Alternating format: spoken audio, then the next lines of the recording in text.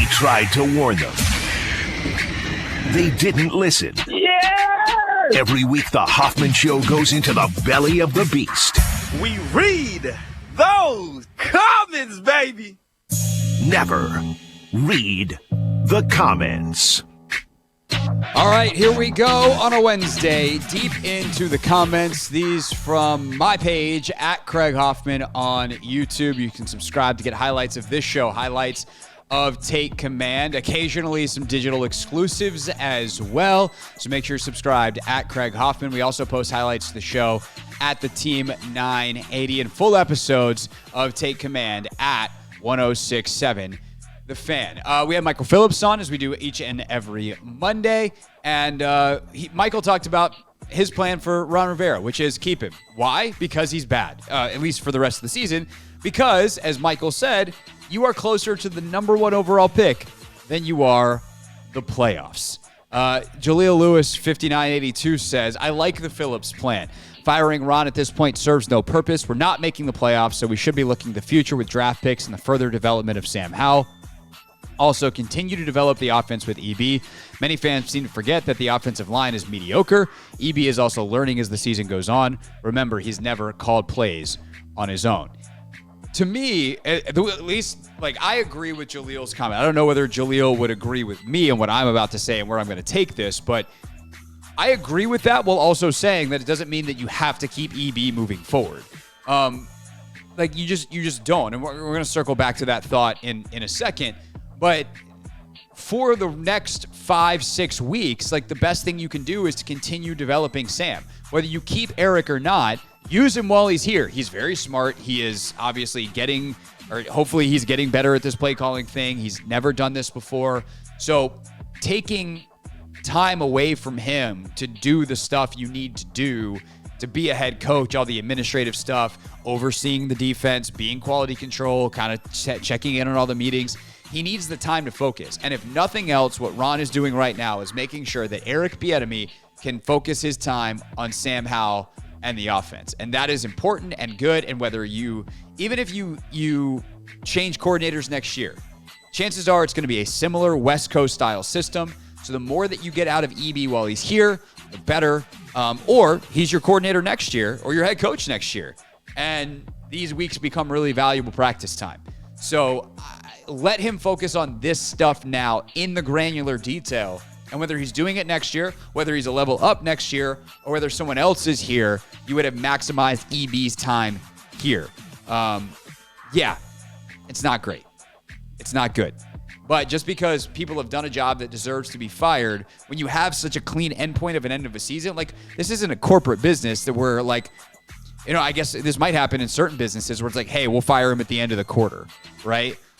That's kind of what's happening here. There's a deadline. There's an end point. You get to fully start over next year. So, and you can't get the replacement that you'd want right now. So just let it keep going. Jay Paladin, big old long username, says, I watched Philly be able to get the ball to their best receiver, A.J. Brown, in almost every game. 8 or more times per game, except for Monday night against Kansas City. But then their number 2 receiver, Devontae Smith, turned up big. EB seems to not have identified his most dangerous weapon and get him the football. This is EB's biggest flaw. I agree with this. This is something that I think is my frustration and why, as I look around the league at the coordinators that I would want, why I would lean other directions based off the track records. EB was great at getting Travis Kelce the ball in Kansas City, but this is a very tight end heavy offense. And so, could you theoretically next year draft some stud tight end in the first round and want to keep Bieniemy and, run it up that way? I guess, but they built an offense that didn't adapt to the personnel. The fact that you have running backs and wide receivers as your best players as skill position guys. Logan Thomas is a fine football player, but he's not as explosive or potent or touchdown touchdown dangerous as Terry, Jahan, Curtis, Gibson, Rodriguez, obviously Robinson. Why is your offense running like this? And so I think it just frustrates me when I look at Amon-Ra St. Brown in Detroit constantly get 8 to 10 targets a game. Justin Jefferson get 15 a game in Minnesota. Cooper Kupp, Puka Nacua, whoever the top guy is for LA, they get him the ball.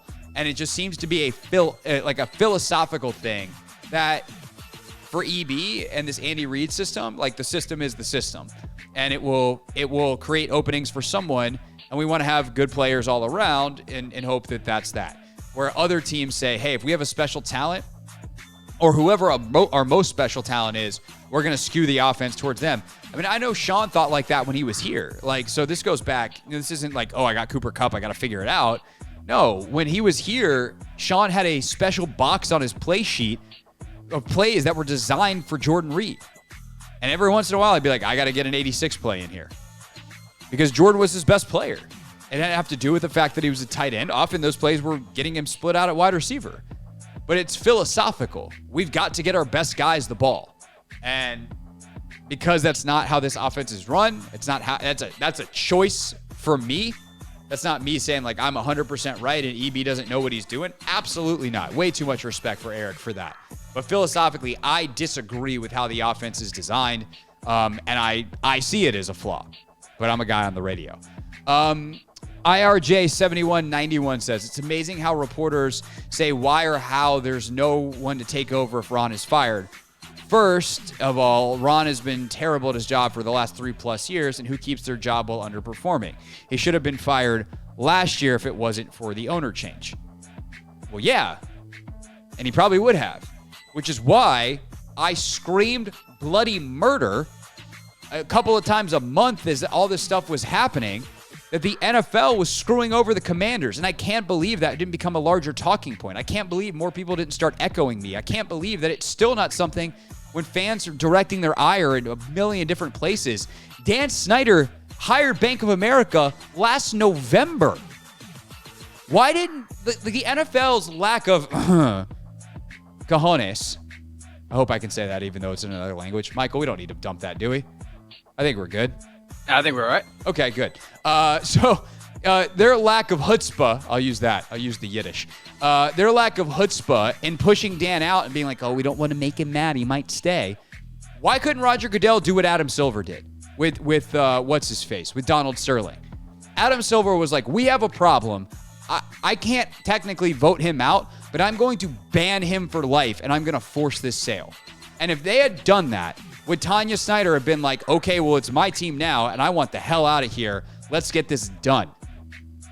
Like, it was a joke that it dragged off as long as it did, and it cost the Commanders this season.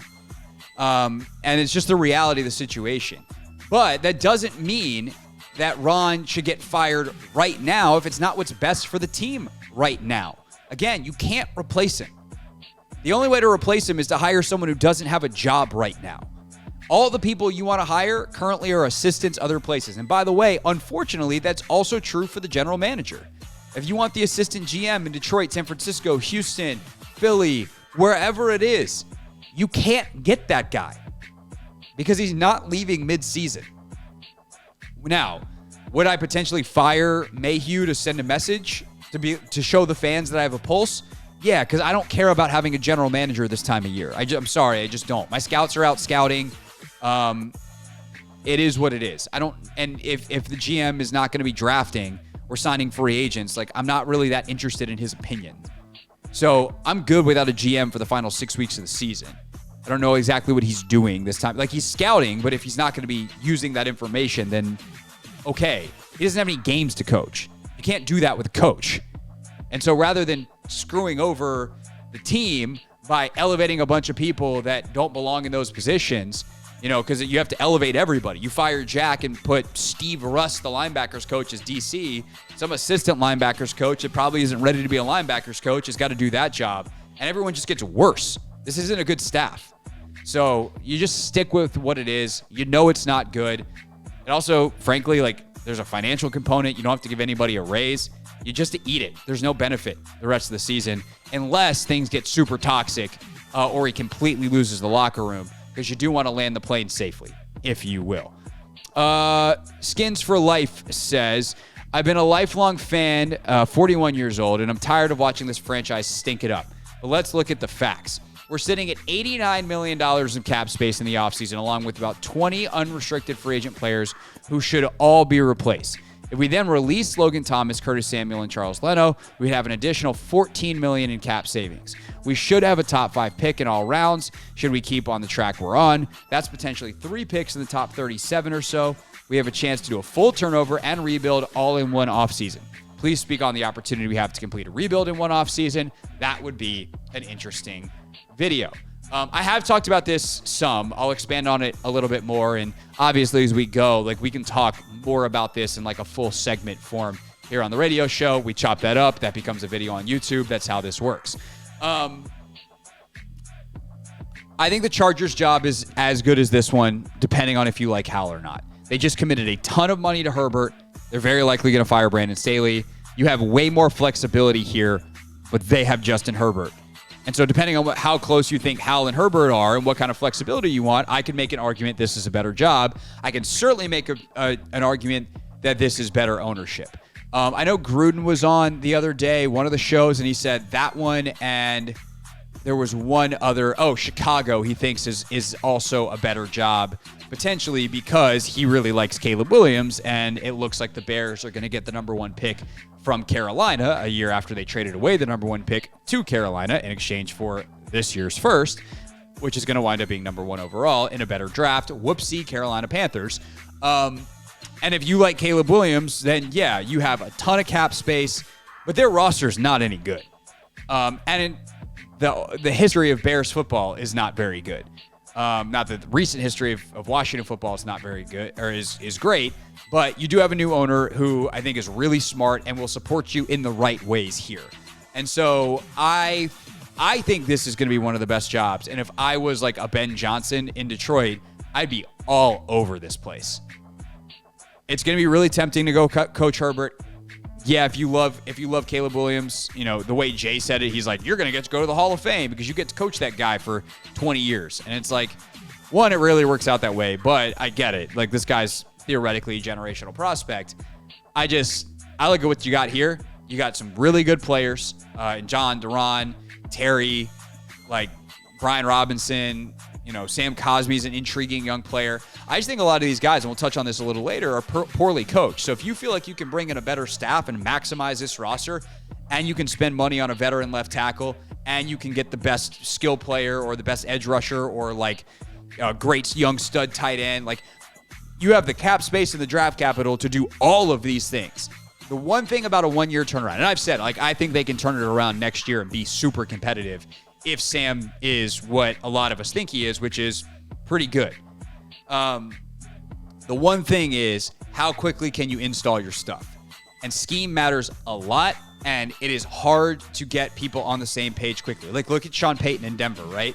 They're terrible the first half of the season. Not that I think they have a great roster out there, but they are terrible.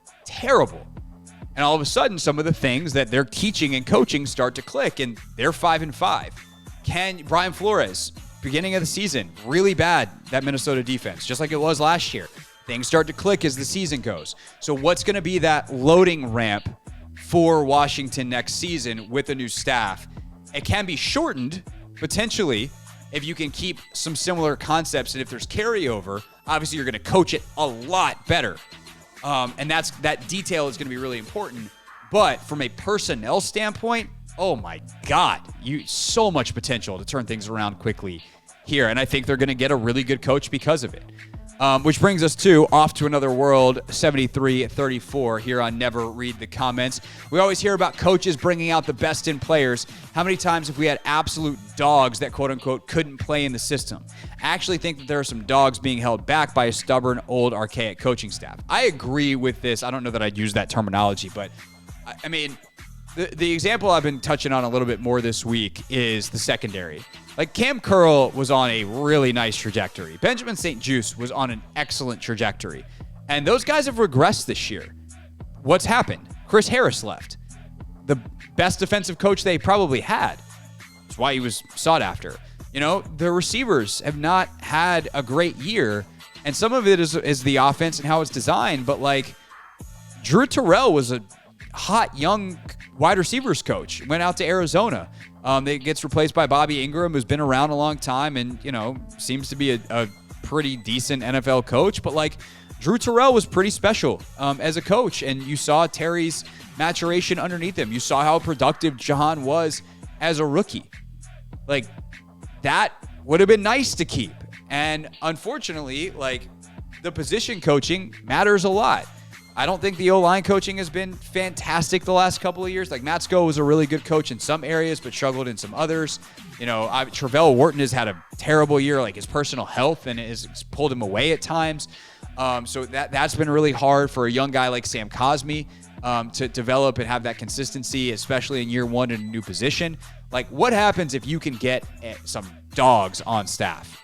Like, not just dogs as players, dogs on staff that are excellent at what they do. I think you can make this roster look a lot better, again, as we talked about in the last answer, with adding a lot of personnel, but also taking what you have and sharpening it to its maximum potential. That position coaching matters a lot in this league because it's how you get those fine details that lead to mega production. Shannon Wilson, 6216, commenting on Overreaction Tuesday with Linnell, said, I'm going to have to agree with Craig and Linnell. There aren't, and this was on Linnell's take that there aren't any blue chippers on the Commanders. I said I would count Terry, John, Duran still, even if they haven't had great seasons. Like, I would not be looking to get rid of them. But she said, I'm going to have to agree with Craig and Linnell. There aren't any other than two, maybe three that are blue chip players and would go to another team and start for that matter. I think that's probably a little low if that is your threshold. But as blah, blah, 0007 it says, and again, I messed this up. Bloody blah, 0007. Got to respect the YouTubers. Bloody blah, 0007. Zero blue chip game changer players for decades. It's almost unreal. They can't even stumble into one. And that is, I think, by the definition that Noddle 1 uses. Commanders have zero, quote-unquote, blue-chip players. Blue chip would be Mahomes, Justin Jefferson, TJ Watt, Aaron Donald. None on this team in that category. Allison on that as well. Terry, John, Duran are very good, top 15, not great players. I'd agree with all that. Like, they've got guys who are bona fide starters. Like, I know that, like, I'm going to pick someone on purpose that is going to make a lot of you mad. Charles Leno is a starter on half the teams in the league. Sam Cosmi is a starter on 20 teams in the league. Like, that doesn't mean he's a good starter. It doesn't mean he's excellent. But, like, Sam Cosmi is a solid football player. Charles Leno, even though he has his flaws, like, when his good is really good, his win rates are super high. It's been blown by in some pretty key spots, less than ideal, but he starts for most teams. Your receivers are starting most places. I mean, running back's a crapshoot, but, like, B-Rob's a starting caliber. It's not like he shouldn't be starting. Upgrading on him, unless you're going to get a true, like, top-line guy, would be hard. He's better than most backs in the league. And by the way, his yards per rush and all that stuff would tell you that. Defensively, like, Jamin's better than people think. He'd start on a lot of teams at that weak side linebacker. Your two tackles, obviously, Cam.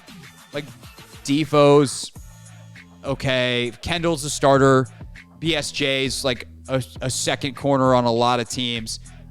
So you're talking about guys that I think are solid. Like, you have an average-ish roster, but they're not well coached, and you have a lot of guys that are overextended. You have a lot of guys that are asked to do things that they're not good at, and I think that is the part of the problem with this team is, like, BSJ is a good football player. He's not a great football player. So quit asking him to be a number one corner. And this is where a guy like Forbes, you hope was better sooner, but you took that risk of the high upside guy over the guy that might have been ready right now, a la Deonte Banks. So these are calculations that they made that might have long-term positive repercussions, but this is a problem Rivera era long. Right? They draft Jamin in the first round. And it's not that Jamin Davis couldn't become a good football player, because, by the way, he has.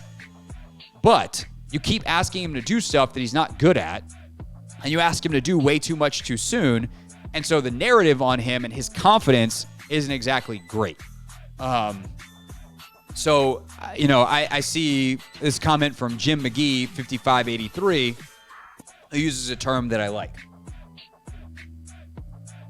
He says, my foundational guys are Cosmi, Payne, Allen, Robinson, Terry, Tress, and dare I say it, Howell. I would add Forrest, maybe. He's still on his rookie deal. Like, Cam's a funky one because I like Cam a lot. Just depends on how much you're going to pay him.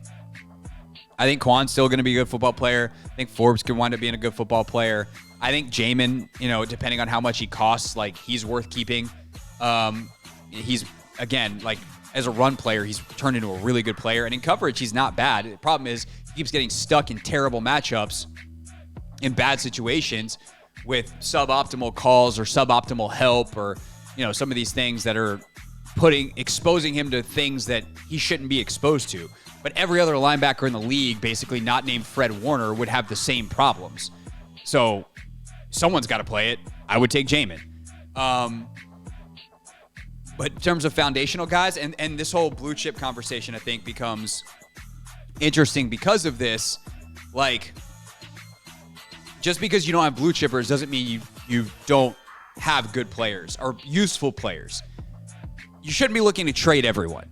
And that's what some of the comments became, and I think that's ridiculous. You're not looking to trade everyone. Like, sure, if someone wants to give you something that's better than what you have, which if you have a okay player that someone wants to give you a third or second round pick for, come on, send them down.